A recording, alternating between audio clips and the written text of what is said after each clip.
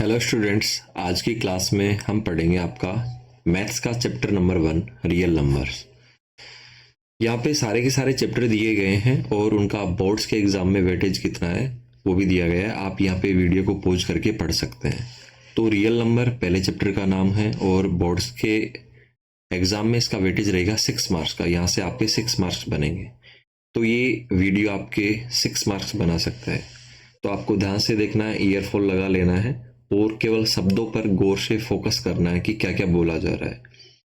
तो real numbers में मोटे मोटे तौर पे हम 3 चीजें पढ़ेंगे: fundamental theorem of arithmetic, HCF LCM, proof of irrationality. वैसे ये ज़्यादा से ज़्यादा 5 से 10 मिनट का टॉपिक है, लेकिन इसमें डिटेल से पढ़ाया जाएगा। तो स्टार्ट करते हैं सबसे पहले फंडामेंटल थ्योरम ऑफ अर्थमेटिक से। फंडामेंटल थ्योरम ऑफ अर्थमेटिक को हिंदी में बोलेंगे अंक गणित की आधारभूत प्रमेय। इसको पढ़ने से पहले 2 चीजें पढ़ लेते हैं। अभाज्य संख्या आपको पता ही होगी, वे संख्याएं जिनके केवल और केवल 2 गुणनखंड होते हैं। कहने का मतलब एक तो वो संख्या अपने आप से विभाजित होती है और 1 से विभाजित होती है, ठीक है। और भाज्य संख्या क्या होती है? वो संख्या जिनके शब्दों पे फोकस करना है कि 2 से अधिक गुणनखंड होते हैं। एक तो खुद होगी अपने आप का गुणनखंड, एक होगा उनका गुणनखंड, और एक अन्य कोई संख्या होगी। जैसे कि 2 सबसे छोटी अभाज्य संख्या है और अभाज्य संख्या हमेशा धनात्मक होती है, तो ऋणात्मक नहीं होगी।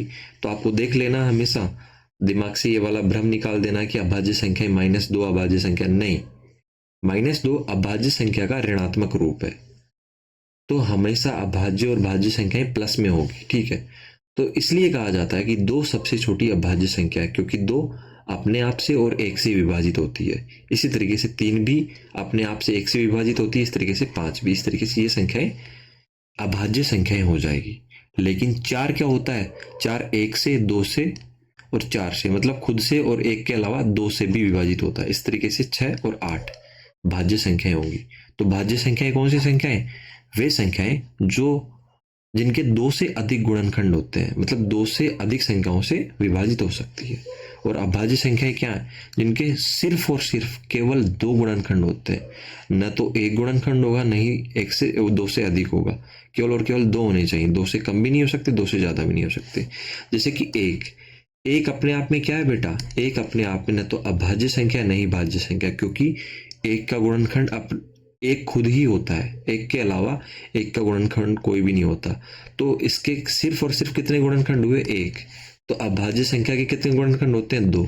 तो एक अभाज्य संख्या भी नहीं हुआ। और भाज्य संख्या के कितने होते हैं? 2 से अधिक। तो बेटा एक का तो केवल एक ही गुणनखंड है, तो यह न तो भाज्य है न अभाज्य है। एक न तो भाज्य संख्या न अभाज्य संख्या। और सबसे छोटी अभाज्य संख्या क्या है? 2, क्योंकि 2 के ही सिर्फ और सिर्फ 2 गुणनखंड होते हैं। सबसे छोटी इसलिए है, ठीक है, क्योंकि एक न तो अभाज्य नहीं भाज्य है। क्योंकि एक का सिर्फ और सिर्फ एक गुणनखंड होता है, और अभाज्य होने के लिए कितने गुणनखंड चाहिए? केवल और केवल 2, और भाज्य होने के लिए 2 से अधिक, ठीक है। तो चलो आगे बढ़ते हैं। अब पढ़ते हैं हम अंक गणित का आधारभूत प्रमेय। वैसे एग्जाम में नहीं पूछा जाता, लेकिन पता होना चाहिए। अंक गणित का आधारभूत प्रमेय क्या है? गौर से सुनना है। प्रत्येक भाज्य संख्या को, किसको? प्रत्येक भाज्य संख्या को क्या किया जा सकता है? अभाज्य संख्याओं के गुणनफल के रूप में व्यक्त किया जा सकता है। देखो कितनी आसान भाषा में समझा रखा है कि प्रत्येक भाज्य संख्या को अभाज्य संख्याओं के एक गुणनफल के रूप में व्यक्त किया जा सकता है। जैसे कि भाज्य संख्या हो गई 6, तो उसको किस किस के गुणनफल के रूप में? अभाज्य संख्या 2 और 3 के गुणनफल के रूप में व्यक्त किया जा सकता है। तो 2 और 3 को गुणा करेंगे, 2 और 3 क्या है? अभाज्य संख्या है। 2 और 3 को गुणा करेंगे तो 6 मिल जाएगा। लेकिन अगली लाइन क्या दे रखी है? और यह गुणनखंड अभाज्य गुणनखंडों के आने वाले क्रम के बिना अद्वितीय होता है। इसका मतलब क्या है इस लाइन का? इस लाइन का मतलब है कि 6 को अगर अभाज्य गुणनखंडों के रूप में लिखता है तो 2 × 3 ही लिखा जा सकता है। इसके अलावा कोई और इसका अभाज्य गुणनखंड नहीं होगा। आप ही सोच के देखिए, 6 को 2 × 3, आप ऐसे मत सोचना कि 6 को 6 × 1 के रूप में लिख सकते हैं। बेटा न तो 6 क्या है? अभाज्य संख्या, नहीं 1 अभाज्य संख्या, तो ये गलत हो जाएगा। हम अभाज्य गुणनखंडों की बात कर रहे हैं। तो अभाज्य संख्या को गुणनफल के रूप में केवल और केवल क्या बनेगा? 2 × 3। तो 6 को केवल और केवल 2 × 3 के रूप में लिखा जा सकता है। अद्वितीय का मतलब ऐसा दूसरा कोई ना हो। तो कहने का मतलब 6 क्या है, 2 मल्टीप्लाई 3 के रूप में ही व्यक्त किया जा सकता है। लेकिन 2 मल्टीप्लाई 3 के रूप में ही व्यक्त किया जा सकता है, इसका मतलब क्या है, ये केवल एक ही तरीका है 6 को व्यक्त करने का, इसलिए अद्वितीय का मतलब केवल एक ही तरीका। लेकिन क्या लिख रखा है कि आने वाले क्रम के बिना, कहने का मतलब ये है कि 6 को ऐसे लिखा जा सकता है लेकिन इनका क्रम चेंज हो सकता है, 3 मल्टीप्लाई 2 के रूप में भी लिखा जा सकता है। ठीक है, तो ज़्यादा गौर नहीं करना है। तो अंकगणित का आधारभूत प्रमेय क्या हुआ कि दुनिया में जितनी भी क्या है भाज्य संख्या है उनको किसके गुणनखंड के रूप में लिखा जा सकता, गुणनफल के रूप में लिखा जा सकता है, अभाज्य संख्याओं के गुणनखंडों के रूप में लिखा जा सकता है। ठीक है, तो चलिए आगे बढ़ते हैं, ज़्यादा पेचीदा नहीं करते हैं, ये आएगा भी नहीं। तो यहाँ पे 3 तरीके के सवाल दिए गए हैं, 24 और 36 के सभी गुणनखंड लिखिए। तो यहाँ पे किसकी बात हो रही है, अभाज्य गुणनखंडों की नहीं, सभी गुणनखंडों की। तो सभी गुणनखंड का मतलब क्या होता है कि वे सभी संख्याएं लिख देनी है जिससे कि 24 को भाग दिया जा सकता है। तो आपने देखा ये सारी संख्याएं 24 को भाग देती है, तो हमने यहाँ पे लिख दी। इसी तरीके से 36 के भी सभी गुणनखंड लिखने हैं, तो 36 में भी इन सभी संख्याओं से भाग जाता है, तो लिख दिया। 1 से स्टार्ट करेंगे और 36 तक। अब अगला क्वेश्चन है कि अभाज्य गुणनखंड लिखने हैं किसके, 24 के। तो बेटा ऊपर देखो 24 की इतनी सारी संख्या लिखी गई है, तो 24 का अभाज्य गुणनखंड कौन सी वाली संख्या है, अभाज्य संख्या कौन कौन सी, इन सभी में से अभाज्य संख्या 2 और 3 है, इसके अलावा सभी से भी भाज्य है। तो 24 के अभाज्य गुणनखंड क्या हो गए, 2 और 3। इस तरीके से 36 के अभाज्य गुणनखंड भी लिखेंगे। तो ऊपर वाली इन संख्याओं में देखिए कौन कौन अभाज्य है, 2 और 3 ही अभाज्य है। तो 36 के अभाज्य गुणनखंड भी 2 और 3 हो गए। अब अगला क्वेश्चन क्या है कि अभाज्य गुणनखंडों के गुणनफल के रूप में व्यक्त करना है। अब आती है बात, तो जिसको आप करते हैं वो ये है कि अभाज्य गुणनखंडों के गुणनफल के रूप में 24 को कैसे व्यक्त करते हैं, ये देखिए। 24 को आप इस तरीके से लिखते हैं, 2 से डिवाइड करते हैं, फिर 12 टाइम इस तरीके से आप डिवाइड करते होंगे। ठीक है, तो उसके बाद 24 को इस तरीके से लिख दिया जाता है। ओके, तो यहाँ पे 2 कितने टाइम है, 1 2 3 टाइम है, तो 2 की पावर 3 मल्टीप्लाई 3 के रूप में 24 को लिखा जाता है। और यहाँ पे जो 2 है और 3 है वो क्या है, अभाज्य संख्या है, तो हमने लिख दिया ना 24 को अभाज्य संख्या को गुणनफल के रूप में। ठीक है, इस तरीके से 36 को अभाज्य संख्या को गुणनफल के रूप में लिखा जा सकता है। ओके, केवल और केवल अभाज्य गुणनखंड पूछा जाए तो क्या लिखना है कि वे केवल और केवल 2 अभाज्य संख्याएं लिख देनी जिनसे कि भाग जाए। और अभाज्य संख्या को गुणनफल के रूप में पूछा जाता है तो आपको इस तरीके से लिख देना है। ठीक है, और इसी तरीके के सवाल आते हैं। चलिए आगे बढ़ते हैं। अब हम सवालों पे चलते हैं, जो कि सवाल जो इस तरीके के सवाल एग्जाम में आ सकते हैं। तो ये वेरी वेरी इंपॉर्टेंट सवाल है, इसको आप बिल्कुल दिमाग में बिठा लीजिएगा। 7429 इसके आने की संभावना हमेशा बनी रहती है। 7429 के क्या लिखने, अभाज्य गुणनखंड लिखने। तो 7429 में हमने भाग देना शुरू किया कहाँ से, 2 से, नहीं गया 3 से। हम 2 से स्टार्ट क्यों किया, क्योंकि 2 अभाज्य संख्या, इसलिए 3 से। उसके बाद 4 से नहीं दे सकते क्योंकि 4 क्या है, भाज्य संख्या। उसके बाद 5 से, 7 से, ट्राई करते करते हम 17 पे पहुंचे, तब जाके पूरा पूरा भाग गया। वो गया 437 बार। अब 437 में वापस ट्राई किया, 17 तक नहीं गया, फिर 19 से ट्राई किया तो चला गया। कितनी बार, 23 बार। और 23 अपने आप में क्या है, अभाज्य संख्या। तो 23 में सिर्फ और सिर्फ 23 का भाग जाएगा, तो हम लास्ट में जाके 1 मिल जाता है। तो 7429 के क्या क्या अभाज्य गुणनखंड हो सकते हैं, एक तो 17, एक 19 और एक 23। तो अभाज्य गुणनखंड पूछा है तो 17, 19, 23 लिखेंगे। और अभाज्य गुणनखंडों के गुणनफल के रूप में पूछा जाता है तो इस तरीके से लिख देंगे। ठीक है, अब दूसरा क्वेश्चन, वे वेरी वेरी इंपॉर्टेंट क्वेश्चन है, ये आते रहते हैं और इनके आने की संभावना रहती है 1 नंबर में या 2 नंबर में। ठीक है, तो आपको दिमाग में बिठा लेना है। आप 2 से भाग देते रहेंगे, आपको सीधा याद रख लेना है कि 7429 आता है तो उसका अभाज्य गुणनखंड होगा 17, 19 और 23। अब है 5005 में भी हम भाग देते हैं। तो सबसे छोटी अभाज्य संख्या कौन सी जिससे भाग जाएगा, 5 से। तो 5 से दिया तो 1001 बार। इस तरीके से 1001 में अब किसी का भाग नहीं जा रहा, 7 का जाएगा। 7 का देने के बाद 143 मिला।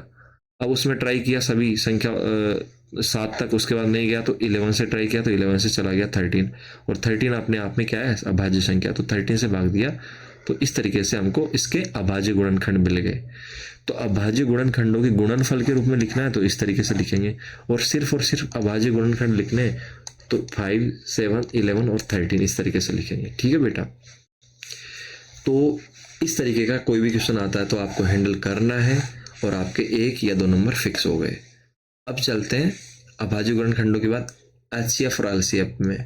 ठीक है, तो अंक गणित का आधारभूत प्रमेय पढ़ लिया। क्या है कि भाज्य संख्याओं को अभाज्य संख्याओं के गुणनफल के रूप में व्यक्त किया जा सकता है, जो कि अभी हम कर ही रहे हैं। कहाँ पे, जैसे कि 5005 क्या है, भाज्य संख्या, तो ये किसमें किसके रूप में व्यक्त कर दिया, अभाज्य संख्याओं के गुणनफल के रूप में। तो बेटा ये अंक गणित का आधारभूत प्रमेय तो हुआ। ठीक है, ये तो अंक गणित का आधारभूत प्रमेय, बस और कुछ नहीं है।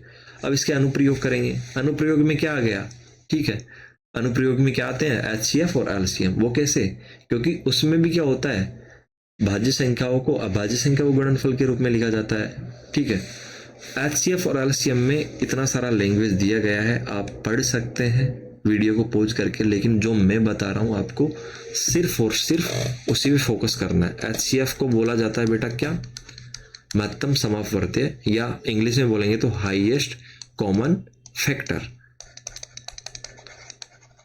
हाईएस्ट कॉमन फैक्टर कहने का मतलब, हाईएस्ट का मतलब उच्चतम, कॉमन का मतलब उभयनिष्ठ, फैक्टर का मतलब गुणनखंड। ऐसी बड़ी से बड़ी कॉमन संख्या जिससे कि जिन संख्याओं का एचसीएफ निकाला जा रहा है उनको भाग दिया जा सके। अब उदाहरण के रूप में लिखते हैं हम यहाँ पे 12 और 36, इसका एचसीएफ निकालते हैं। तो कैसे निकालेंगे, जो हमारा जनरल तरीका है, 2 से भाग देंगे 6 टाइम, 2 से भाग देंगे 3 टाइम, 3 से भाग देंगे 1 टाइम। 36 2 से भाग देंगे 18 टाइम, उसके बाद 2 से डिवाइड करेंगे 9, उसके बाद 3 से डिवाइड करेंगे 3, उसके बाद 1। तो बेटा 12 को इस तरीके से लिखेंगे, कैसे, अभाज्य संख्या गुणनफल के रूप में 2 × 3। और 36 को कैसे लिखेंगे, 2 × 3 × 3। अब क्या देखते हैं हम देखते हैं कि दोनों में कॉमन क्या है, तो 2 दोनों में कॉमन है, ये वाला 2 भी दोनों में कॉमन है, 3 ये भी दोनों में कॉमन है। ओके, तो इनका एचसीएफ क्या लिख लेते हैं हम, एचसीएफ लिख देते हैं हम 2 गुणा जो भी कॉमन संख्याएं आती हैं, ये वाला 2 और ये वाला 2 तो एक ही बार उतारेंगे, ये वाला 2 और ये वाला 2 ये भी एक ही बार उतारेंगे। ठीक है, इसलिए तो गोला लगाया है। और ये वाला 3 और ये वाला 3 कॉमन है, तो इसको भी एक ही बार उतारेंगे। तो ये हो गया इसका एचसीएफ, जो क्या हुआ, 2 दूना 4, 4 3 12 इसका एचसीएफ हो गया। तो अब देखिए 12 क्या है, हाईएस्ट कॉमन फैक्टर है, मतलब 12 सबसे बड़ा, 12 और 36 का सबसे बड़ा कॉमन फैक्टर है, जो कि 12 और 36 को भाग दे सकता पूरा। तो 12 के द्वारा 12 और 36 में पूरा भाग दिया जा सकता है ना। और 12 से बड़ी कोई संख्या नहीं है जिससे कि 12 और 36 को भाग दिया जा सके, इसलिए इसको 12 को हाईएस्ट कॉमन फैक्टर बोला जाएगा, कि ऐसा उभयनिष्ठ गुणनखंड जो कि दोनों का हो, कहने का मतलब दोनों में पूरा भाग दे। तो 12 ही एक ऐसी सबसे बड़ी संख्या है जिसके द्वारा 12 और 36 को पूरा भाग दिया जा सकता है, इसलिए इसको हाईएस्ट कॉमन फैक्टर बोला जाता है। अब देखिए, अब एलसीएम क्या होता है, एलसीएम होता है बेटा लोवेस्ट या लीस्ट, ठीक है, कॉमन मल्टीपल। अगर हिंदी में बोले तो क्या बोलेंगे इसको, लिस्ट का मतलब सबसे छोटा, कॉमन का मतलब उभयनिष्ठ, मल्टीपल का मतलब गुणज। उभयनिष्ठ का मतलब उभयनिष्ठ को सार्व बोला जाता है। ठीक है, दूसरा कॉमन को क्या बोल सकते हैं, सार्व भी बोल सकते हैं, उभयनिष्ठ भी बोल सकते हैं। ठीक है, लेकिन यहाँ पे सार्व यूज किया जा रहा है। तो एलसीएम देखिए, लघुत्तम, लिस्ट का मतलब लघुत्तम या सबसे छोटा, लघुत्तम। ठीक है बेटा, लघुत्तम सार्वगुणज। ठीक है, एलसीएम यहाँ दे रखा है ना, लघुत्तम समापवर्त्य, तो इसका पूरा नाम बोलेंगे लघुत्तम सार्वगुणज। सबसे छोटा ऐसी संख्या जो कि जिन संख्याओं का एलसीएम लिया जा रहा है उनका गुणज हो, मतलब उनके गुणज के रूप में आए, मतलब उनके पहाड़े में आए। तो अभी देखते हैं दोनों को। ठीक है, तो एचसीएफ क्या होता है, हाईएस्ट कॉमन फैक्टर, मतलब महत्तम समापवर्त्य। एलसीएम क्या होता है, लघुत्तम समापवर्त्य। ठीक है, तो जो डार्क कर रखी है वो लाइनें आप पढ़ लीजिए। सबसे कम घात वाली ये पढ़ सकते हैं, ठीक है, लेकिन इतना इंपॉर्टेंट नहीं है। अब आते हैं कि एचसीएफ और एलसीएम कैसे ज्ञात करेंगे। दो संख्याओं का एचसीएफ तो आपने देख लिया, ठीक है, ऐसे ज्ञात करेंगे। तीन संख्याओं के एचसीएफ और एलसीएम पे आते हैं। अब 24 है बेटा, 24 है तो हमने इसका अभाज्य गुणनखंड कर लिया, तो हम इसको लिखेंगे किसके रूप में, वही 2 मल्टीप्लाई, जैसे कि ये 2 2 2 3, इस तरीके से 2 मल्टीप्लाई 2 मल्टीप्लाई 2 मल्टीप्लाई 3 के रूप में। 48 को लिखेंगे बेटा 2 मल्टीप्लाई 2 मल्टीप्लाई 2 मल्टीप्लाई 2 मल्टीप्लाई 3 के रूप में। और अब बेटा 36 को लिखेंगे 2 मल्टीप्लाई 2 मल्टीप्लाई 3 मल्टीप्लाई 3 के रूप में। अब हमने इतना कर दिया, अभी क्या करेंगे, इसका एचसीएफ निकालेंगे। एचसीएफ निकालने के लिए क्या किया जाता है, पहले 2 का निकाल रहे थे 2 में देखा जाता था, अब 3 का निकाल रहे हैं, तीनों में उभयनिष्ठ संख्या देखेंगे। तो 2 इसमें भी है, इसमें भी है, इसमें भी है, तो 2 यहाँ पे लिख दिया। 2 दोबारा इसमें भी है, इसमें भी है, इसमें भी है, 2 को वापस इसमें लिख दिया। अब ये वाला 2 इसमें है, इसमें है, इस वाले तीसरे वाले में नहीं है तो नहीं लिखेंगे। अब ये वाला 3 इसमें है, इसमें है, इसमें है, ये 3 यहाँ पे उतार दिया। अब इनके अलावा कोई भी संख्या तीनों में क्या नहीं है, उभयनिष्ठ नहीं है। तो बेटा अब छोड़ देंगे, जो जो उभयनिष्ठ थी हमने तीनों में वो लिख दी।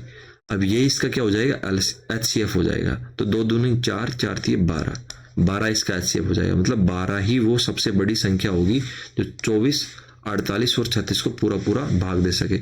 12 से बड़ी संख्या दुनिया में संभव ही नहीं है, इसलिए महत्तम मतलब हाईएस्ट कॉमन फैक्टर का बोला, फैक्टर का मतलब जिससे भाग दिया जा सके, तो इसलिए इसको एचसीएफ हाईएस्ट कॉमन फैक्टर बोला जाता है। तो एचसीएफ निकाल लोगे इस तरीके से तीन संख्याओं का। 4 दे दे तो चारों में कॉमन चाहिए, और चारों में कॉमन ना मिले तो क्या होता है, उस कंडीशन में एचसीएफ 1 होता है, ठीक है। अब एलसीएम ज्ञात करते हैं। अब आपके तरीके से ज्ञात करते हैं 24, 48 और 36 का, जो कि आपका तरीका है ये वाला 24, 48 और 36। आप इस तरीके से याद करते हो, मैं दूसरा तरीका भी बताऊंगा। ये वाला तरीका आसान है, इजी भी है, क्योंकि इससे गलती नहीं होती है। तो सबसे पहले सबसे छोटी अभाज्य संख्या लेंगे, वो होगी 2, ठीक है। 2 से भाग दिया, 12 बार गया, 24 बार गया, 18 बार गया, वापस 2 से जा रहा है। जब तक देते रहें जब तक कि 2 से किसी भी संख्या में किसी संख्या में जाता रहे। 2 से दिया तो 6 बार गया, कोमा लगाया, 12 बार गया, ठीक है, 24 में कोमा लगाया, 9 बार गया। उसके बाद वापस से 9 में तो नहीं जाएगा, लेकिन 12 और 6 में तो जा रहा है। तो जब तक देंगे जब तक कि किसी भी एक संख्या में जा रहा है। 2 से देंगे तो 3 बार गया, 2 से वापस देंगे 6 बार गया। अब 9 में नहीं जाएगा तो एजीटी उतार दो। अब बेटा वापस तुम 3 से मत देने लग जाना, अभी तक 6 है तो 6 में 2 से भाग जाएगा, तो वापस से 2 से भाग देंगे। तो 3 में नहीं जा रहा, 3 उतार दो। 6 में जा रहा है, 2 3 6, और 9 में नहीं जा रहा, 9 को उतार दो, ठीक है।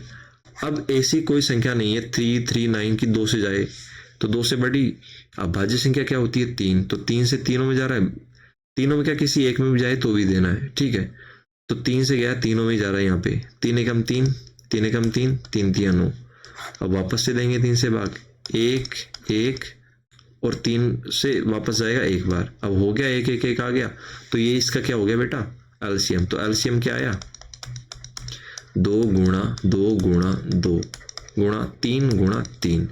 तो इस तरीके से आप एलसीएम निकाल लोगे। तो ये क्या आया बेटा, 2 दूना 4, 4 दूना 8, 8 दूना 16, 16 दूना 2 दूना 4, 4 दूना 8, 8 3 24, ठीक है।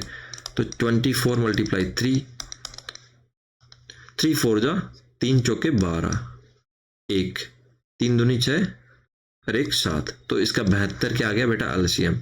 तो एक तरीका तो ये है कि आपने एचसीएफ अलग से निकाला, एलसीएम अलग से निकाला। अब मैं जो तरीका बताने जा रहा हूं उसमें आपको ये वाला करने की जरूरत नहीं है, ये वाला करने की कोई जरूरत नहीं है, ठीक है। ये वाला करने की कोई जरूरत नहीं है, ठीक है। आप यहीं से निकाल सकते हो एलसीएम भी। वो कैसे निकालेंगे बेटा, एलसीएम हमारा क्या आया था 72, वो निकालेंगे इस तरीके से कि जो भी संख्याएं हमने ये कॉमन ली थी, ठीक है, एचसीएफ वाली संख्या एज इट इज उतार देंगे। 2 मल्टीप्लाई 2 मल्टीप्लाई 3। अब फोकस करना बची हुई संख्याओं पर। ये वाला 2 है बेटा, गोला लगा दो। गोला इसलिए लगाया क्योंकि ये वाला 2 यहाँ पे भी है और दूसरे वाले में भी है। तो बेटा कितने बार आ रहा है ये, मतलब 2 में कॉमन है लेकिन तीसरे वाले में नहीं है। तो बेटा अब इसको एक ही बार उतारेंगे। कितनी बार उतारेंगे, एक ही बार उतारेंगे।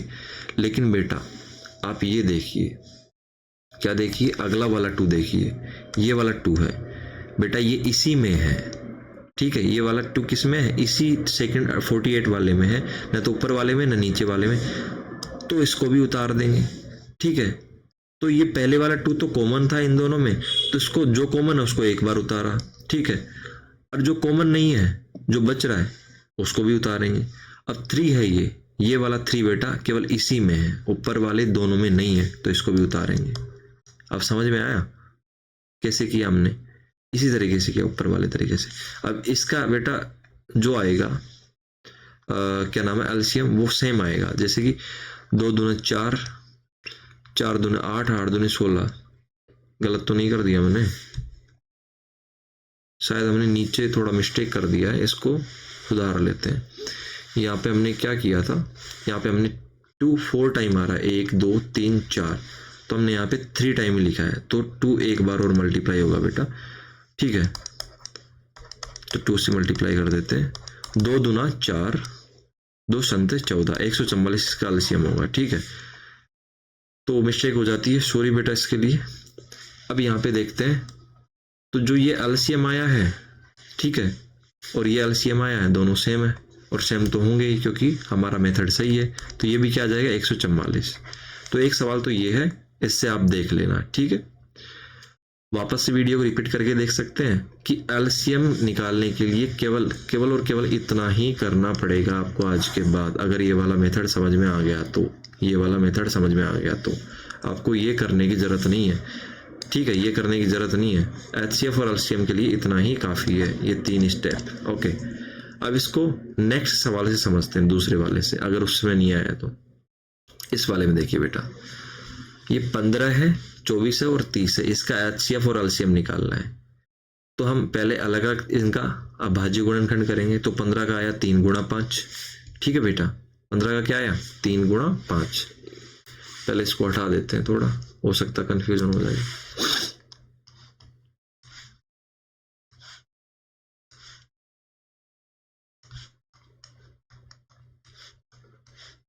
ठीक है,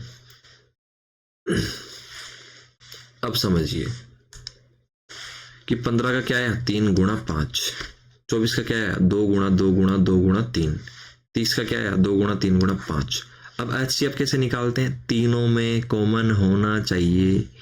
तो बेटा यहाँ से स्टार्ट करेंगे, 3, ठीक है बेटा, 3 3 यहाँ पे भी है, 3 यहाँ पे भी है और 3 यहाँ पे भी है, ओके।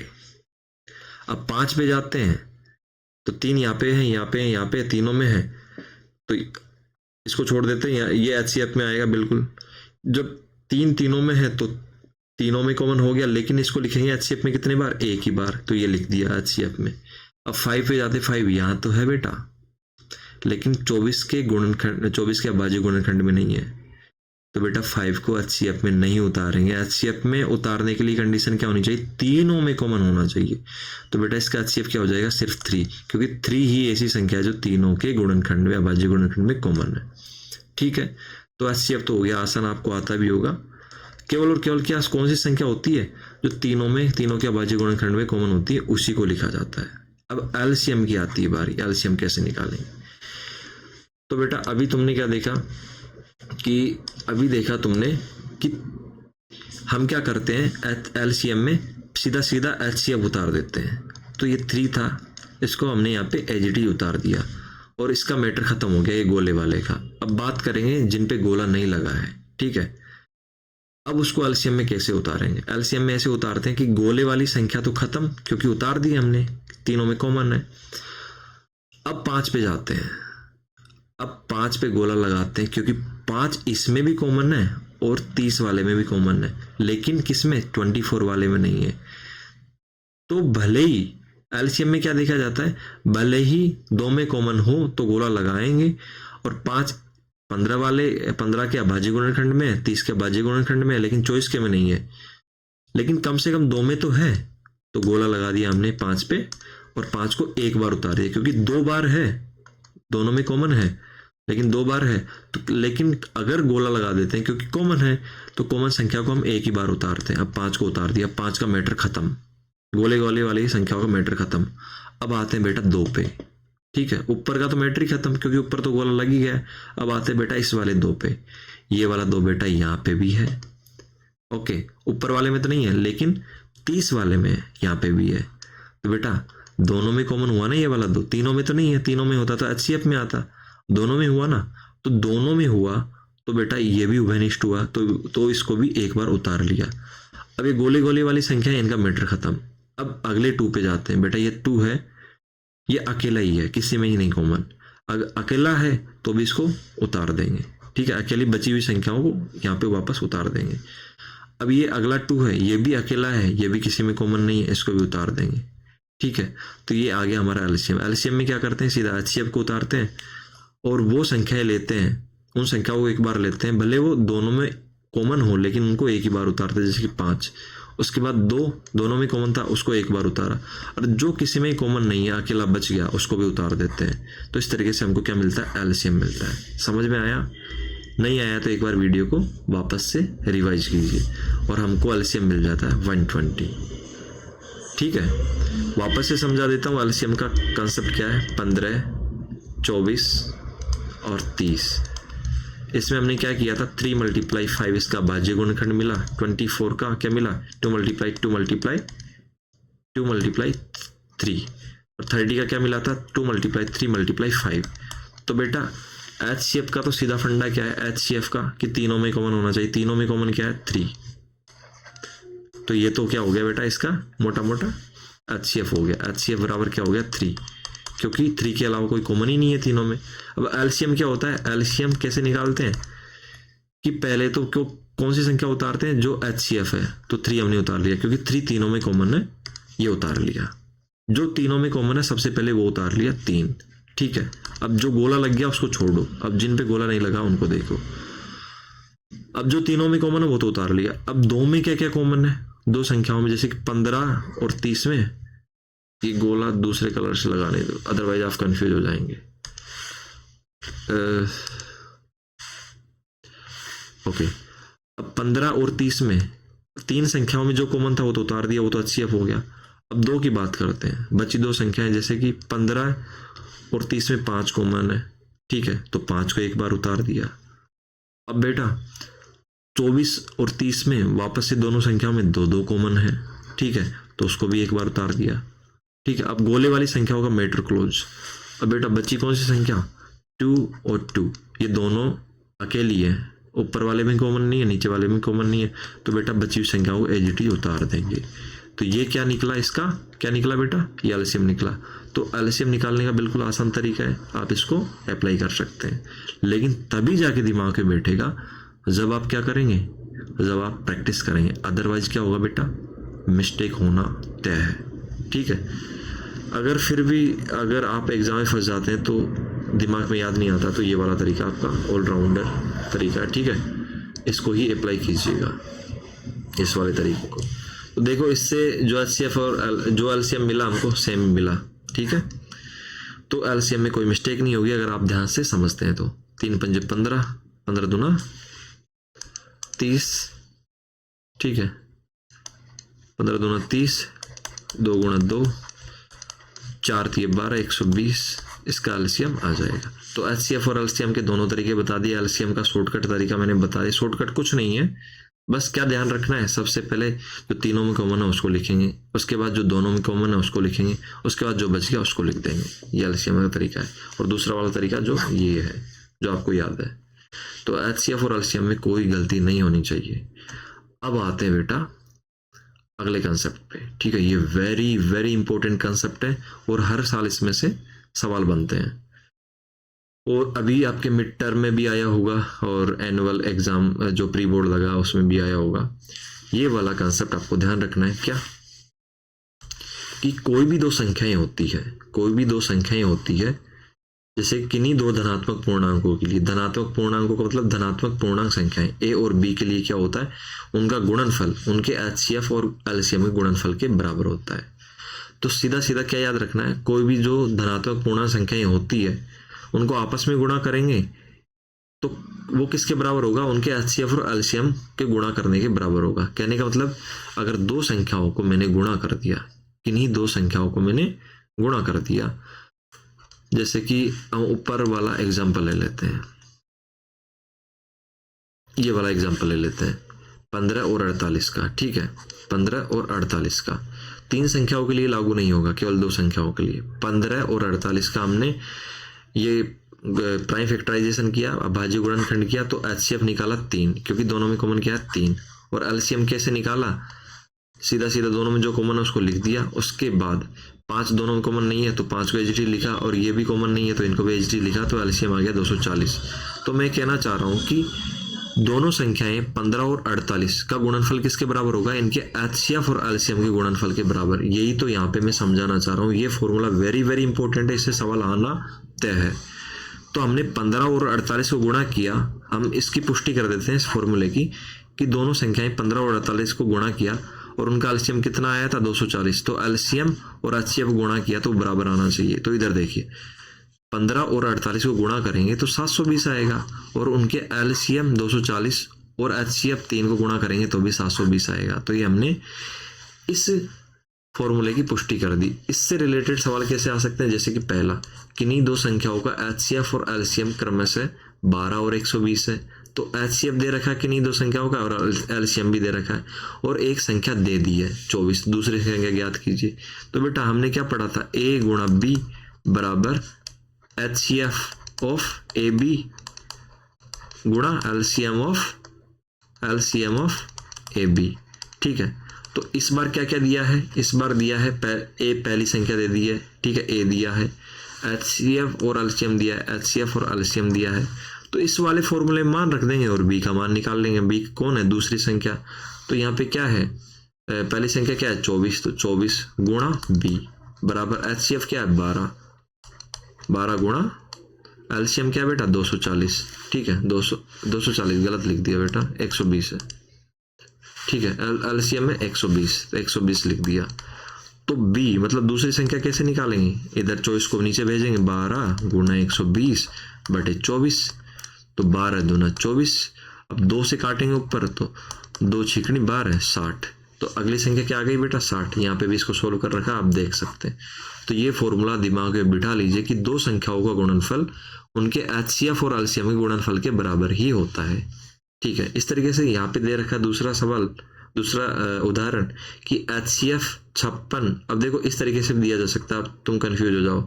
56 एचसीएफ 56 और 72, इसका मतलब क्या है कि पहली संख्या 56 है और दूसरी संख्या 72 है। ठीक है, इसका मतलब ये है, हमने लिखा ना यहाँ पे एचसीएफ ए और बी। तो एचसीएफ 56 और 72 का 8 दिया हुआ है, एलसीएम ज्ञात करना है। कुछ नहीं, इसी फॉर्मूले का यूज करो। 56 पहली संख्या गुणा दूसरी संख्या, तो पहली संख्या क्या है बेटा 56, दूसरी संख्या क्या है 72, तो 56 गुणा 72 किसके बराबर होगी, एलसीएम और एचसीएफ के गुणनफल के बराबर। तो एचसीएफ दिया है तो 8 गुणा एलसीएम, तो एलसीएम निकाल लीजिए। एलसीएम बराबर क्या हो जाएगा बेटा 56 गुणा 72 बटे 8, तो 8 नाम में 72, तो 9 से गुणा करेंगे, 9 छिकनी 54, रिमेनिंग क्या 5, 9 पंजे 45 और 5 50, तो एलसीएम क्या आ गया बेटा 504, यहाँ पे भी दिया हुआ है। ठीक है, अब चलते हैं बेटा, ये वाले सवाल 100% आएंगे। ठीक है, इसमें से कैसे भी सवाल घुमा के दे दे, आपको करना ही करना है।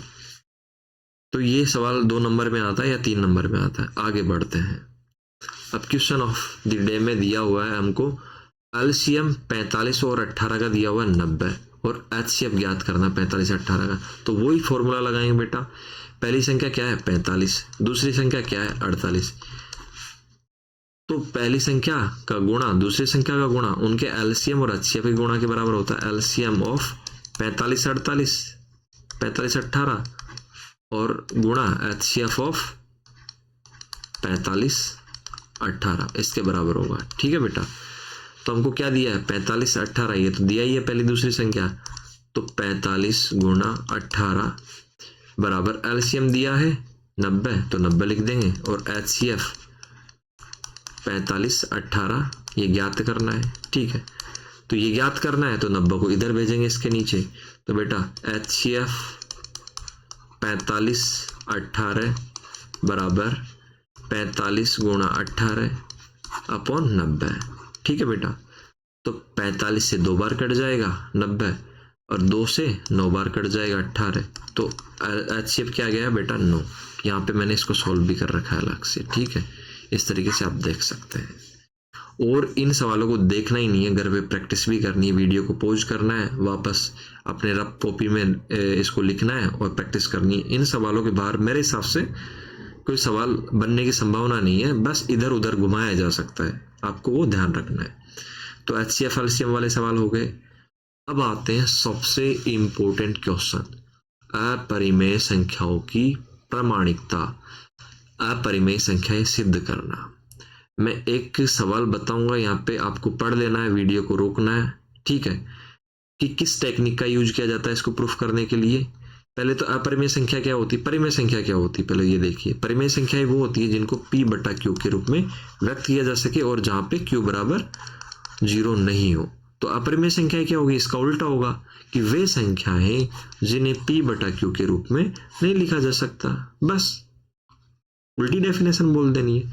परिमेय होती है P/Q के रूप में व्यक्त किया जा सके, अपरिमेय क्या होगी, जिनको P/Q के रूप में नहीं लिखा जा सकता और जहां P और Q क्या है, पूर्णांक है। मैं क्या लिखता हूँ यहाँ पे शॉर्टकट में, P और Q बिलोंग टू Z, इसका मतलब भी यही है।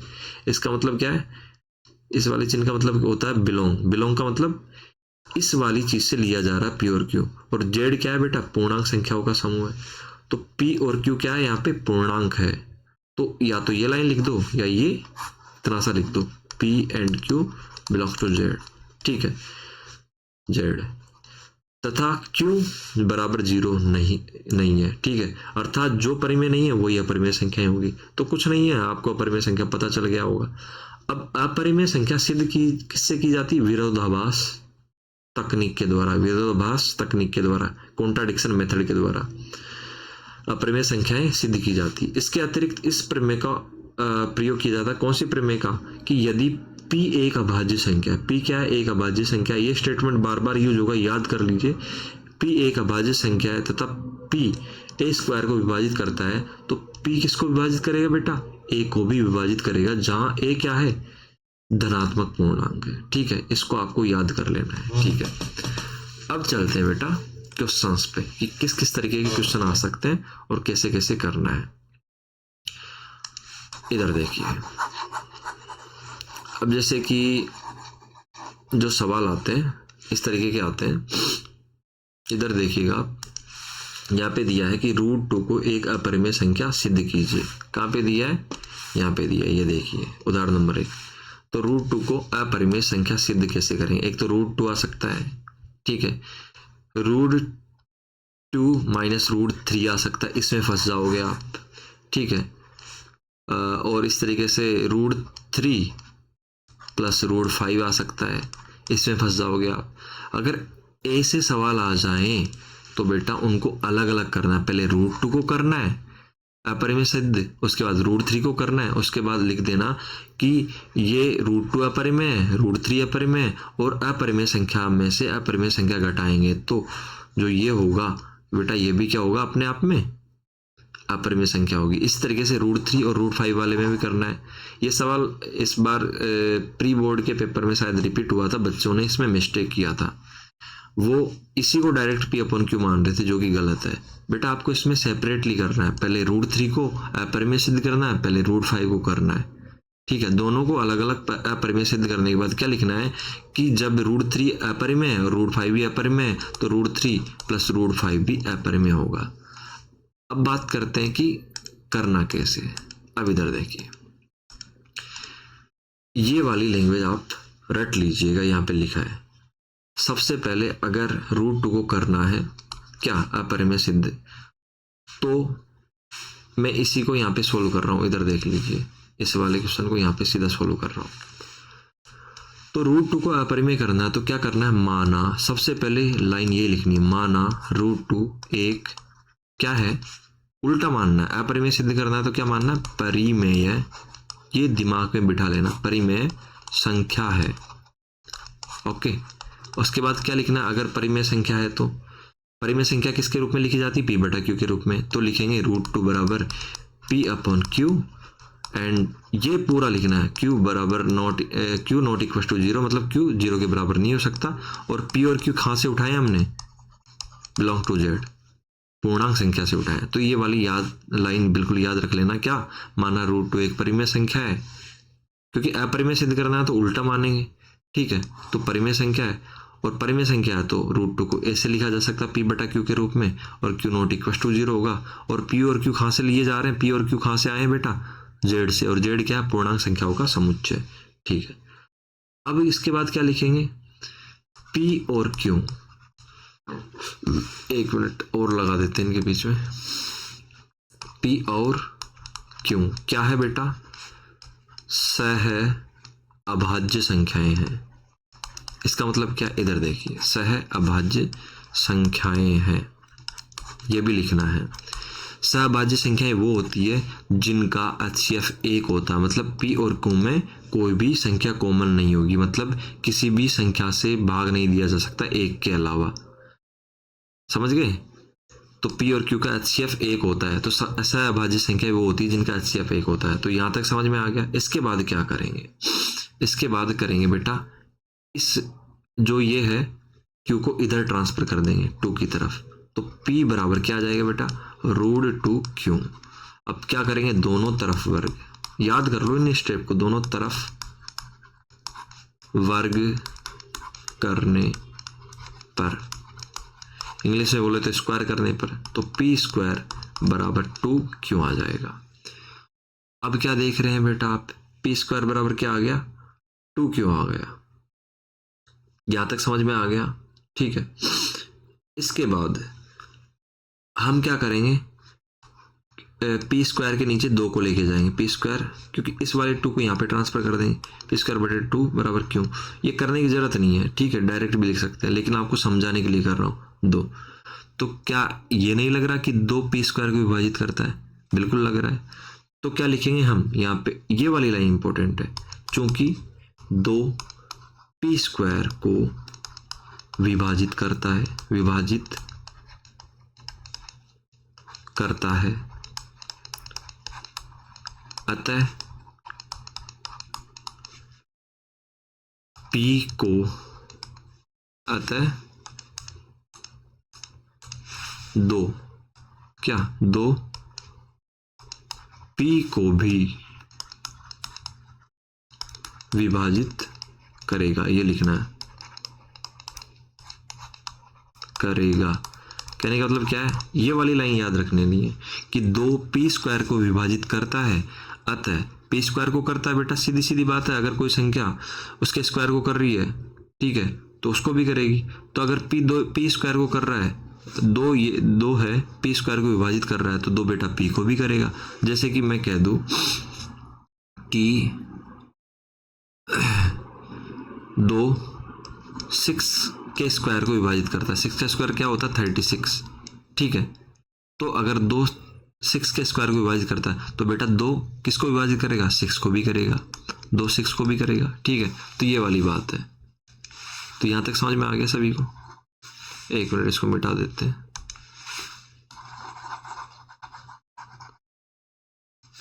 इस वाली चीज को दिमाग में बिल्कुल बिठा लेना है कि कैसे करना है। अब इसके बाद चलते हैं अगले स्टेप। यहां तक याद हो गया, सभी सवालों में सेम स्टेप चलेगा। अब उसके बाद क्या करना है बेटा, उसके बाद करना है समीकरण नंबर 1, इसको नाम दे देना है, ठीक है। उसके बाद करना है कि माना, वापस से मानना है, माना।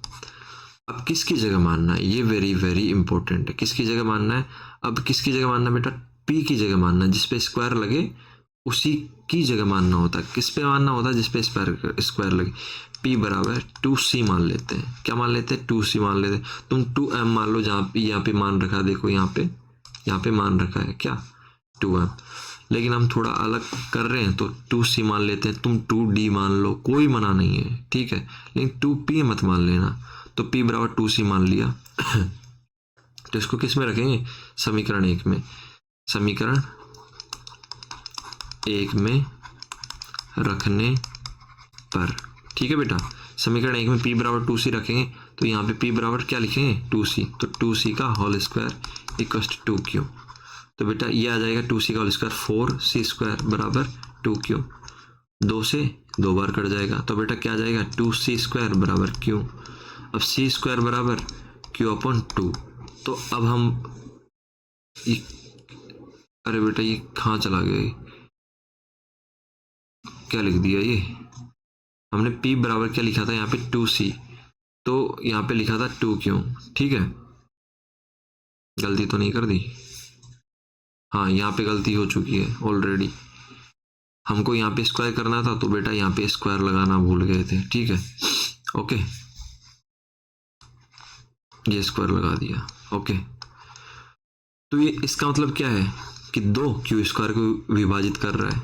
ठीक है, तो हम वापस से यही लाइन लिखेंगे कि 2Q स्क्वायर को विभाजित करता है, अगर Q स्क्वायर को विभाजित करता है अतः 2Q को भी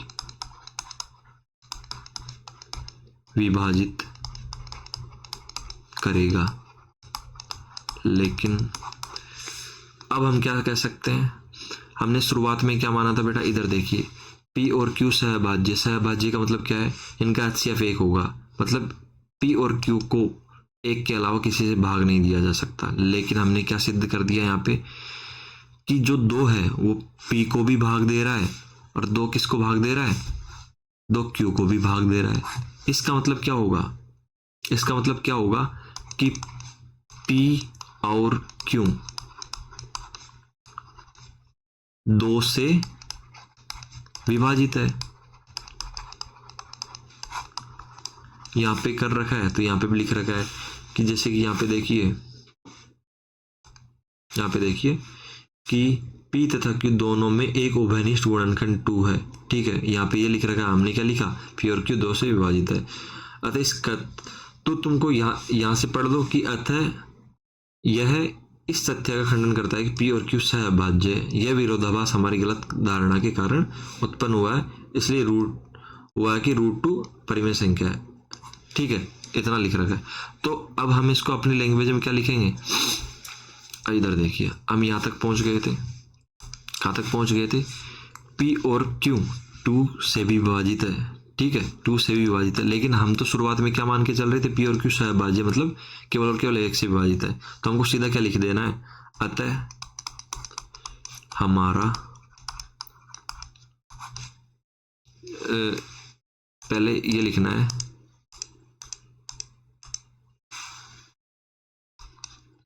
हमारा मानना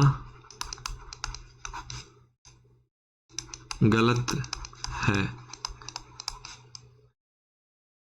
अतः हमारा मानना गलत है। या इसके पहले एक लाइन भी लिख सकते हैं, वो क्या होगा बेटा, इधर देखिए एक मिनट, ये तो लिखेंगे लेकिन एक लाइन और लिख सकते हैं हम इसकी जगह, जिससे कि लगे कि हाँ ये ठीक है। एक मिनट, इसके पहले हम एक लिखेंगे जो कि P और Q 2 से विभाजित है, जो कि क्या है, विरोधाभास है, भास है। अतः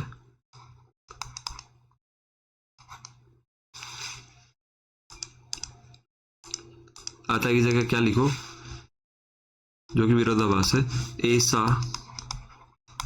हमारे गलत मानने के कारण हुआ। ठीक है, हमारी भाषा में, सिंपल भाषा में लिख रहे हैं, इसलिए √2 क्या होगी, गलत क्या माना हमने, गलत क्या माना हमने, गलत क्या माना, ये भी लिख देते हैं, पहला सवाल है इसलिए पूरा चीज लिख देते हैं। ऐसा हमारे गलत मानने के कारण हुआ कि √2 एक परिमेय संख्या है। तो पूरी लाइन पढ़िए, P और Q 2 से विभाजित है, और 2 से विभाजित है तो क्या लिखेंगे, जो कि विरोधाभास है, क्योंकि हम तो शुरुआत में क्या कह रहे थे, P और Q सहअभाज्य है। इसका मतलब P और Q केवल और केवल 1 से विभाजित है, लेकिन हमने क्या सिद्ध कर दिया कि 2 से विभाजित है। तो जो क्या हो गया, हमने जो शुरुआत में माना था पी और क्यू सहभाज्य उससे उल्टा है, तो क्या लिखेंगे, जो कि विरोधाभास है। और नीचे लिखेंगे ऐसा किसके कारण हुआ, हमारे गलत मानने के कारण हुआ। गलत क्या मान लिया कि √2 एक परिमेय संख्या है। ठीक है, यहां तक लिखने के बाद सीधा क्या लिख देना है कि अतः निष्कर्ष यह है कि √2 एक परिमेय संख्या माना है वो गलत है, तो क्या होगी, अपरिमेय संख्या होगी। अतः निष्कर्ष किया है कि √2 एक अपरिमेय संख्या है। ऐसा क्यों हुआ, क्योंकि हमने इसको क्या माना था, परिमेय संख्या, और परिमेय संख्या माना तो जो परिमेय संख्या माना तो विरोधाभास हो गया, क्योंकि परिमेय संख्या मानने के कारण ही ऐसा विरोधाभास हुआ है। विरोधाभास हुआ है इसका मतलब क्या है, ये परिमेय संख्या नहीं होगी, परिमेय नहीं होगी तो क्या होगी बेटा, अपरिमेय होगी। बस इतना याद कर लेना है। वापस से वीडियो को शुरुआत से चलाना है। ठीक है, यहाँ पे मिस्टेक हो गई थी, स्क्वायर लगा दिया था हमने लास्ट में। यहाँ से चलाना है और वापस से इसको एक बार देख लेना, गारंटेड ये सवाल आएगा। अब मैं कहता हूं जैसे कि ये सवाल आ गया, कौन सा सवाल आ गया, ये वाला √2 माइनस √3। इस तरीके के सवाल अभी आए थे एग्जाम में, इसलिए कह रहा हूं मैं।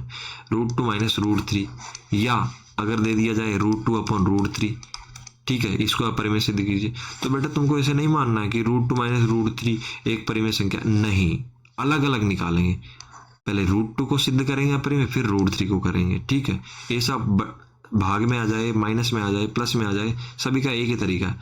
जैसे कि अगर ये सवाल आया होता तो शुरुआत में क्या करते, यही करते कि √2 एक परिमेय संख्या है। ठीक है, और उसके बाद √2 को हम क्या कर देते, अपरिमेय सिद्ध कर देते, और लिखते दोबारा √3 के लिए वापस से नहीं करना है। इसी तरह √3 भी क्या होगी, अपरिमेय, उसके लिए वापस से नहीं करना है, √3 के लिए संख्या होगी।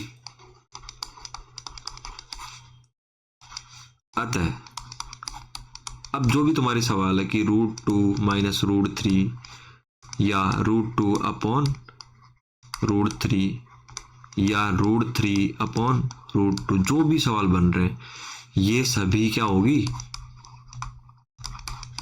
अपरिमेय संख्याएं होगी, संख्या होगी। ठीक है, तो बेटा अगर इसी तरीके के बल्क में कितने सवाल दे दिए जाएं तो किसका कंसेप्ट क्या होगा, पहले √2 को अलग से प्रूव करो, फिर लास्ट में एक ही लाइन में √3 को लिख दो कि इसी तरह √3 भी अपरिमेय संख्या होगी।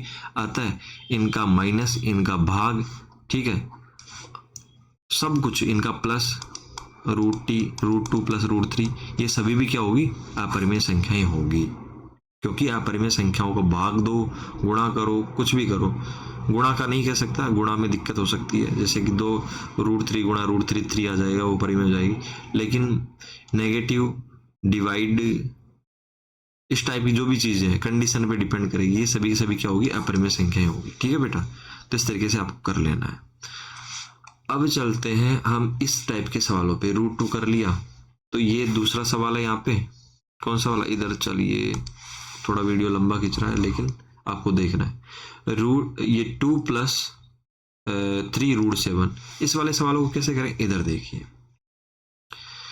जैसे कि हमारे पास इसी तरीके का एक तो आप ऊपर देख सकते हैं इस तरीके से कैसे किया जा रहा है। ठीक है, ओके, अगर आपको नहीं आ रहा है समझ में तो इधर चलिए, इसी तरीके का दूसरा सवाल दिया गया है, -5 3 √2 को अपरिमेय संख्या सिद्ध करना। अगर ऐसे सवाल आ जाते हैं, ठीक है बेटा, इसमें केवल एक ही रूट की संख्या है तो उनको इस तरीके से करना है, एक ही साथ क्या मानना है, परिमेय संख्या मान के।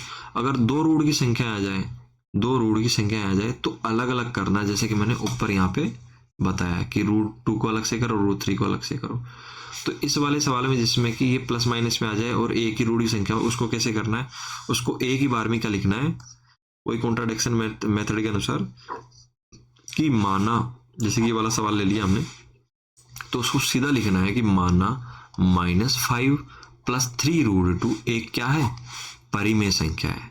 ठीक है, अपरिमेय सिद्ध करना तो उल्टा मानेंगे, परिमेय संख्या, इसलिए -5 परिमेय संख्या है तो क्या लिखेंगे, p/q के रूप में, -5 प्लस 3 √2 अब बराबर p/q होगा।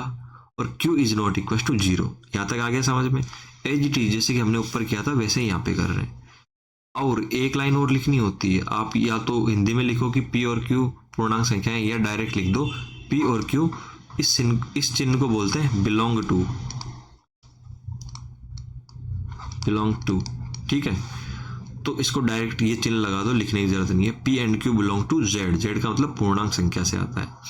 और दूसरा कथन क्या लिखना होता है कि अरे a और b कैसे लिख दिया बेटा, ये तो गलत हो गया। a और b नहीं लिखना है क्योंकि ये तो क्या है, p और q है।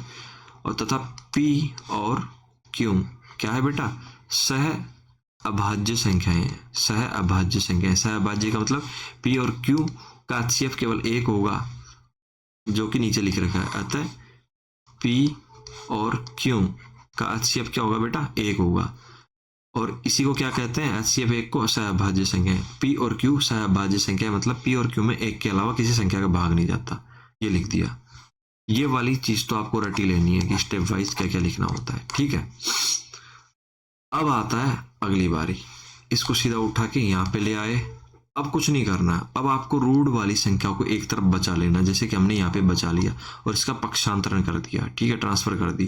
तो -5 है तो इसको इधर भेजेंगे। सबसे बड़ी गलती बच्चे क्या करते हैं, -5 है तो इतने नमूने बच्चे होते हैं, p/5 को नीचे भेज देते हैं, 5 -5 इस तरीके से। अरे क्या बेवकूफ हो बिल्कुल।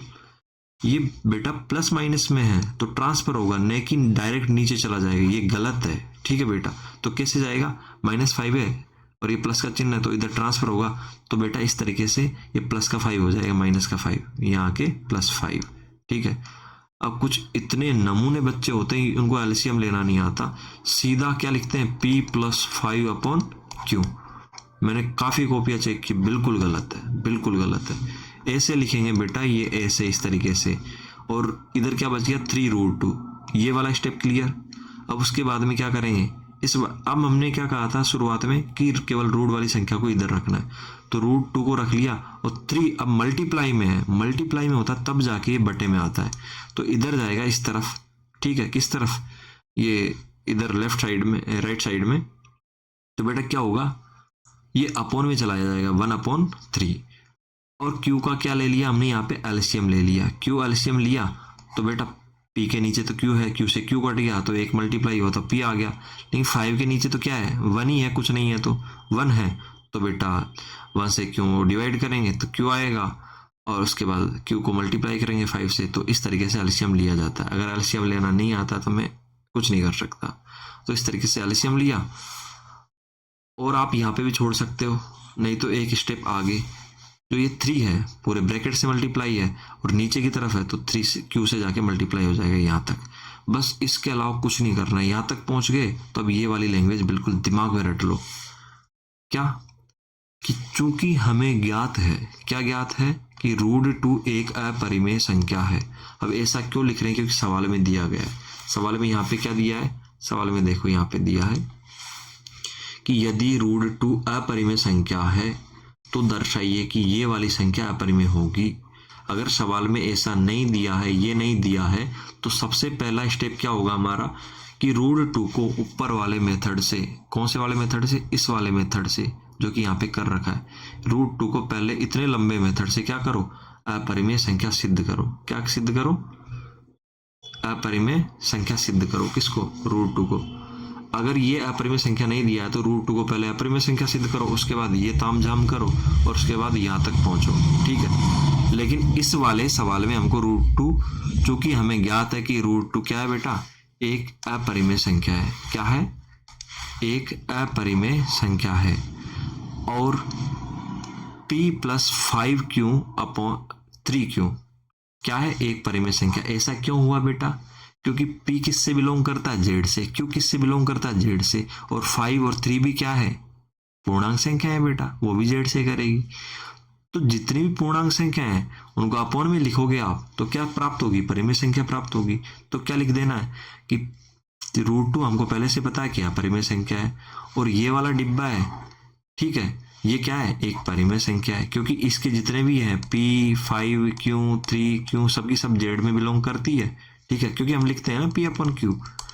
और Q P and Q belongs to Z, तो बेटा ये पी और क्यू क्या होती है, पी अपन की क्या होती है, पूर्णांक, वो परिमेय संख्या होती है, तो बेटा ये भी परिमेय संख्या होगी क्योंकि ये सभी भी जेड में बिलोंग करते हैं। ठीक है, तो यहां तक समझ में आया। लेकिन क्या हो गया, ये तो अपरिमेय है, ये तो अपरिमेय है √2 तो, और ये परिमेय है और दोनों बराबर है, जो कि नहीं हो सकता।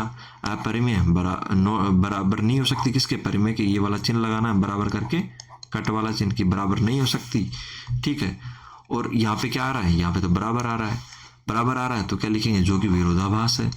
अतः हमारा मानना गलत था, और हमने क्या माना था कि -5 + 3√2 एक परिमेय संख्या, यही तो माना था। अगर ये मानना गलत है तो अब हम क्या लिखेंगे, अतः हम यह निष्कर्ष निकालते हैं कि -5 + 3√2 एक अपरिमेय संख्या होगी। कितना आसान है। और अगर ये सवाल कितने नंबर में आता है, 4 नंबर में आता है या 3 नंबर में आता है, तो इतना करना काफी होगा। और 4 नंबर में आता है और √2 एक अपरिमेय संख्या है, ये नहीं दिया होता है, तो बेटा आपको पहले √2 करना, शॉर्टकट में कर दो भले, लेकिन करना है, उसके बाद ये करना है, अदरवाइज पूरा नंबर नहीं मिलेगा। ठीक है, अब चलो लास्ट असेसमेंट वर्कशीट है जिसमें सारे मिक्स क्वेश्चन होंगे, तो ट्राई करते हैं। अब यहाँ पे दिया है, ये आपको ट्राई करनी में शॉर्टकट में बताऊंगा। 245 और 360 का HCF आपको निकालना है। ठीक है, कैसे निकालना है वो साइड में मैंने कर रखा है, कहाँ पे कर रखा है ये देखिए। ठीक है, 360 इनका अभाज्य गुणनखंड किया, 245 का ये किया, 360 का ये किया, दोनों में क्या कॉमन है, केवल 5 और 5, तो ये इसका HCF हो जाएगा।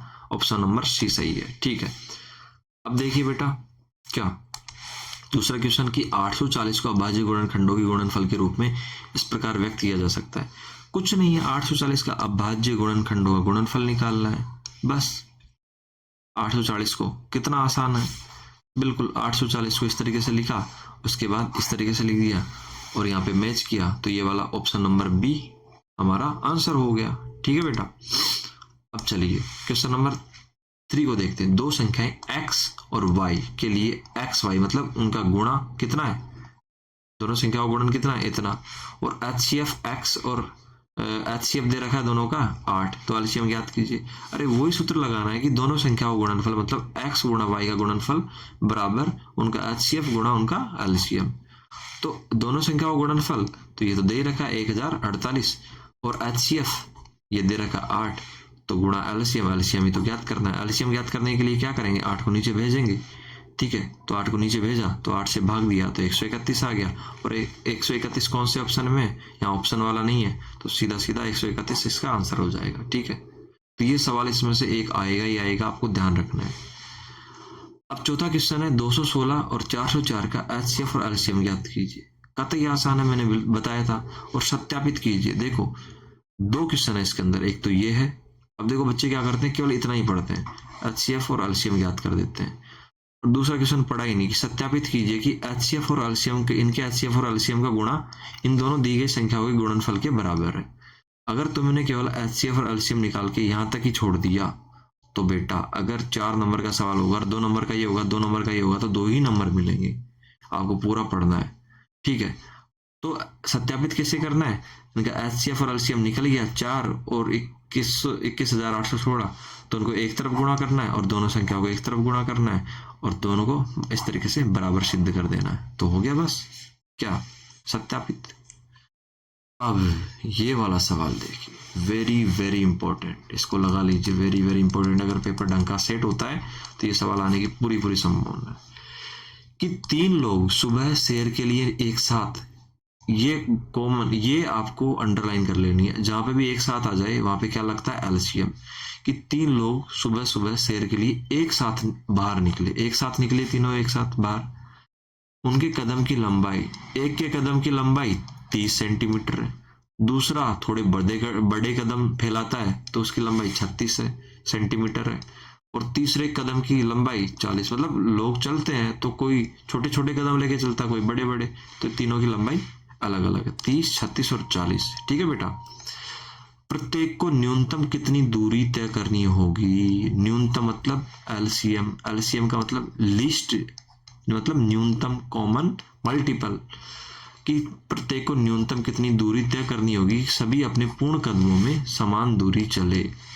कि सभी अपने पूर्ण कदमों में समान दूरी चले। कहने का मतलब ये है, अगर ये क्वेश्चन ऐसे दे दिया जाता, ऐसे नहीं देखे कि वो कितनी दूरी बाद एक साथ मिलेंगे, तो भी क्वेश्चन यही रहता। और यहाँ पे क्या दिया है कि कितनी न्यूनतम दूरी चलनी है, कितनी न्यूनतम दूरी चलनी है कि वो सभी अपने पूर्ण कदमों में समान दूरी चले।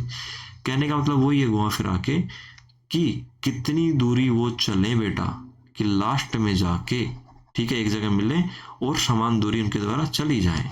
तो ऐसे क्वेश्चन में क्या करना, सीधा सीधा एलसीएम निकाल देना है।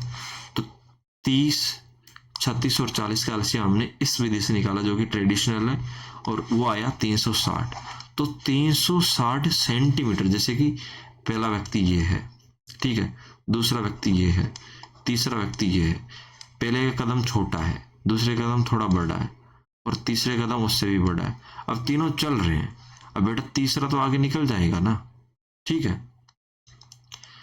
तो बेटा प्रत्येक को न्यूनतम कितनी दूरी तय करनी होगी कि अपने पूर्ण कदमों में समान दूरी चले। तो इस कंडीशन में 360 मीटर दूरी, 360 मीटर दूरी ही ऐसी होगी, ठीक है, जो कि इनके पूर्ण कदमों के द्वारा चली जाएगी। पूर्ण कदमों का मतलब ये है कि जैसे कि 360 ही वो दूरी होगी कि जिसमें कि ए है, उसने जैसे कितने कदम लिए, 360 बटे 30, ठीक है, भाग दिया 3 एकम 3 दूनी 6, मतलब ए ने 12 कदम चले। पूर्ण का कदम का मतलब ये है कि आधे कदम ना चलने पड़े उनको, या तो 11 चल ले या 12 चल ले, 11.5 नहीं चलने पड़े। इस तरीके से बी ने कितने कदम चले बेटा, 360 बटे 36, तो बी ने चले बेटा 10, तो बी ने 10 कदम चले। और सी ने कितने चले, 360 बटे 40, तो सी ने चले बेटा 9। तो बेटा पूर्ण कदम का मतलब क्या है कि सी ने 9 कदम चले, तो समान ये इतना ही चले तीनों के तीनों। तो इसको चलने के लिए पूर्ण कदम मतलब पूरे 12 कदम ए को चलने पड़े, क्योंकि एक ही कदम छोड़े। बी को कितने पूर्ण कदम चलने पड़े, 10, और सी को 9।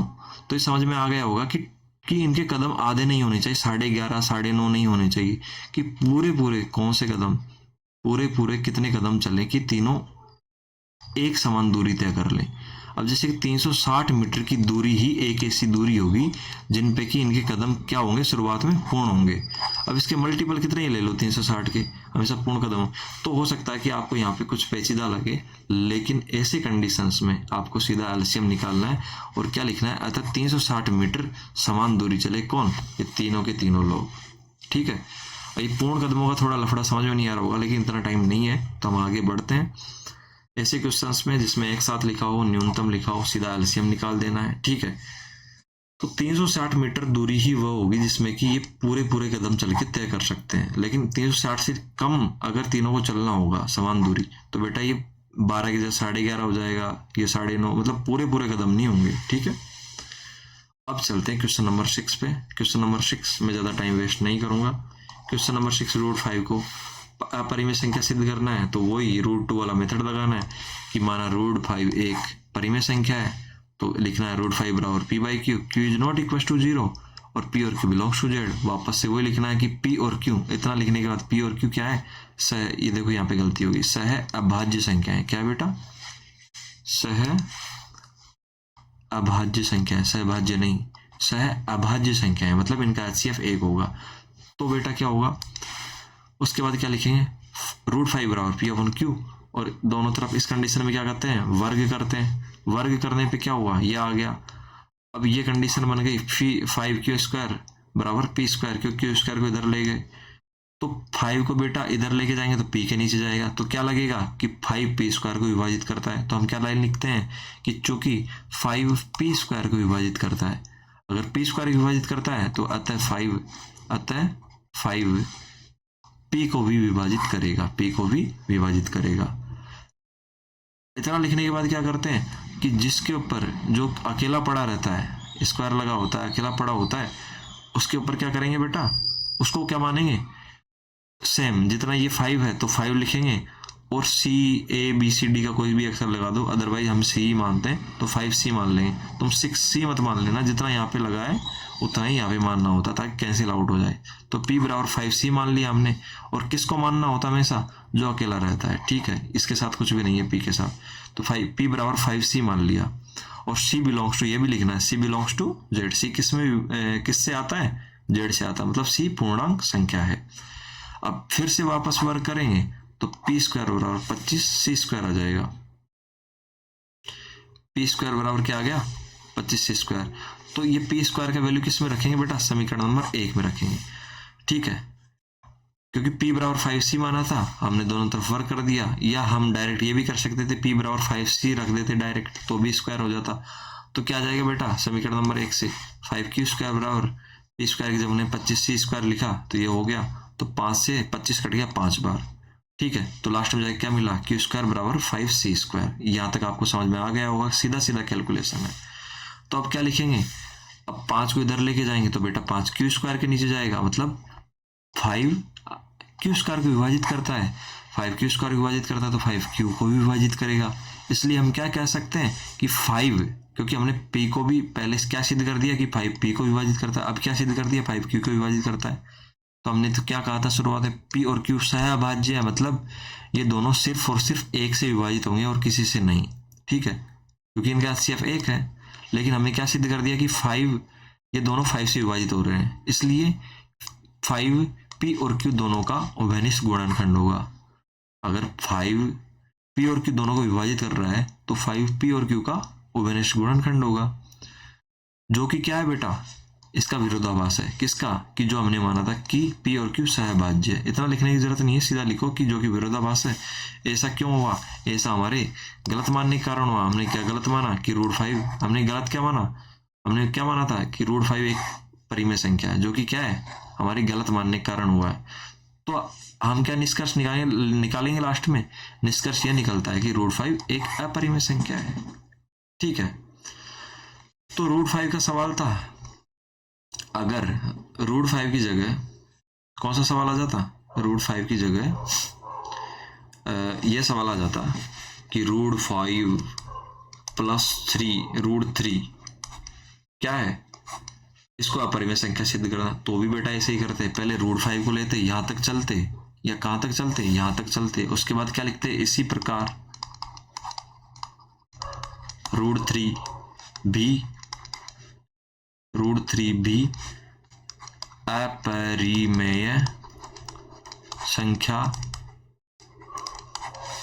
होगी, अतः इनका योग √5 + √3 भी अपरिमेय संख्या होगी, ठीक है। बस 2 लाइन और बढ़ानी है, उसमें ये वाला सवाल भी बन गया, ठीक है। इस तरीके से अगर दे दिया जाए √5/√3, √5 - √3, ठीक है बेटा, √3 - √5, कोई सा सवाल आ जाए, बस यहाँ तक सेम होगा, कहाँ तक सेम होगा, यहाँ तक सेम होगा, बस इस जगह चेंज कर देना है, ठीक है। किस जगह, इस जगह चेंज कर देना, जो भी दिया है उसको लिख देना है, ठीक है। तो ये वाला चैप्टर हमारा कंप्लीट होता है, और बेटा इसमें जितने भी सवाल बन सकते हैं मैंने उसको बता दिए हैं। अगर आप ये वाला पूरा क्लास कर लेते हैं और प्रैक्टिस लगा लेते हैं तो आपके 6 नंबर फिक्स हैं, ठीक है। जिन्हीं बच्चों को डाउट है कि वो पास नहीं होंगे, फेल हो सकते हैं, तो उनको केवल और केवल 3 वीडियोज लगा लेने हैं, 3 क्लासेस लगा लेनी है, कोई सी भी 3 चैप्टर की, अलग अलग चैप्टर की, ठीक है। तो उसका पास होने का पूरा मीटर बन जाएगा, और इसके बाहर सवाल जाने की कोई संभावना नहीं है। तो अगर आपका कोई भी क्वेरी है तो आप कमेंट सेक्शन में तुरंत अभी अपना कमेंट डालिए कि ये वाला सवाल कैसे होगा, ये वाला सवाल में प्रॉब्लम यहाँ पे है, मैंने मिस्टेक, अगर समझाने में कोई मिस्टेक की है तो आपको नीचे कमेंट में लिख दीजिएगा। और जो भी सवाल आपका इस चैप्टर से रिलेटेड है, सभी के सभी कॉपी पेस्ट कीजिएगा कमेंट में, सारे के सारे सवालों का आपको इमीडिएट जितना भी मेरे से हो सकेगा आंसर मिलेगा। तो जितने भी अपने फ्रेंड्स हैं उनके साथ शेयर कीजिए, क्योंकि बोर्ड एग्जाम आने वाले हैं। Thank you.